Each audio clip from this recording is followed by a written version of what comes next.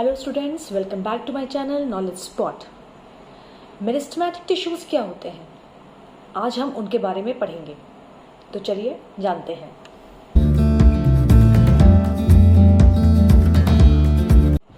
तो meristematic tissues जो होते हैं वो एक ग्रुप ऑफ सेल्स होते हैं जो कंटिन्यूअस अपने आप को डिवाइड कर रहे होते हैं।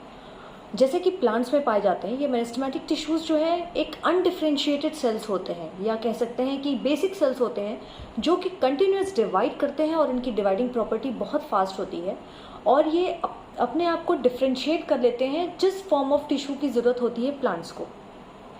तो they are group of cells with the dividing potential. इनमें क्या होता है, चूंकि ये बराबर डिवाइड कर रहे होते हैं इसलिए इनके बीच में जो होते हैं इंटरसेलुलर स्पेसेस बहुत ही कम होते हैं, बिल्कुल ये कॉम्पैक्टेड फॉर्म में होते हैं।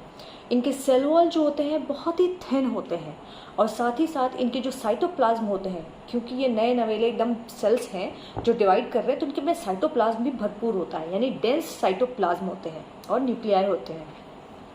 तो बेसिकली मेरिस्टेमेटिक टिश्यूज़ जो होते हैं प्लांट्स में किन किन पार्ट्स में पाए जाते हैं, इनको हम 3 पार्ट्स में डिवाइड कर सकते हैं। पहला है apical meristematic tissue, second is lateral meristematic tissue and the third is intercalary meristematic tissue. तो पहले पे आते हैं अपाइकल मेरिस्टेमेटिक टिश्यू क्या होता है।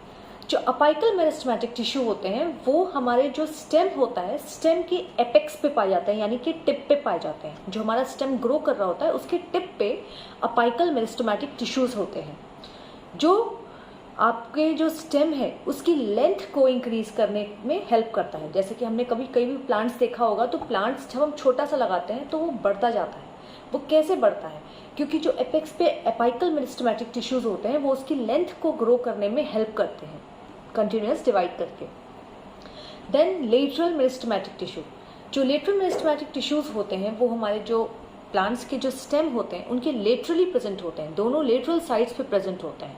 और फिर वो मेरिस्टेमेटिक टिश्यू कंटिन्यूअसली ग्रो करते हैं और डिवाइड करते हैं और साथ क्या करते हैं, हमारे स्टेम के विड्थ को बढ़ाते हैं। ये लेटरल साइड में प्रेजेंट होते हैं इसलिए हमारे विड्थ को बढ़ाते हैं हमारे प्लांट के। Then intercalary meristematic tissue. Intercalary मतलब होता है नोड्स।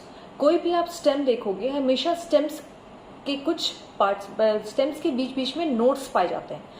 जो इंटरकैलरी होते हैं वो हमारा जो बेस ऑफ द स्टेम होता है, जो बेस पे पाए जाते हैं, वो उसके इलोंगेशन में हेल्प करते हैं, यानी कि दो नोड्स के बीच में हमारा स्टेम प्रेजेंट होता है। तो उन दोनों स्टेम्स की जो लेंथ को ग्रो करते हैं, यानी कि अगर हमारा स्टेम है, एक ये नोड है एक ये नोड है, तो इंटरकैलरी टिश्यू इन दोनों जगहों पे पाया जाता है, जिनके बराबर कंटिन्यूअस डिवाइड होने की वजह से ये हमारा जो स्टेम की लंबाई होती है दो नोड्स के बीच में वो इंक्रीज करती है, वो इलोंगेट करती है। ये काम होता है इंटरकैलरी टिश्यू का। लेकिन जो हमारा स्टेम है, स्टेम को विड्थ में इंक्रीज करने का काम लेटरल मेरिस्टेमेटिक टिश्यू करता है, और जो स्टेम का एपेक्स होता है वो अपाइकल मेरिस्टेमेटिक टिश्यू की वजह से लेंथ लेता है। तो ये 3 मेरिस्टेमेटिक टिश्यूज थे जो प्लांट में पाए जाते हैं और उनका डिफरेंट फंक्शंस था। अगर फिर भी कोई कंफ्यूजन हो तो आप प्लीज़ मुझे कमेंट बॉक्स में बताएं, और अगर आप कोई टॉपिक पढ़ना चाहते हो तो भी आप मुझे कमेंट बॉक्स में बता सकते हैं ताकि मैं वो टॉपिक कवर कर सकूं। Thank you.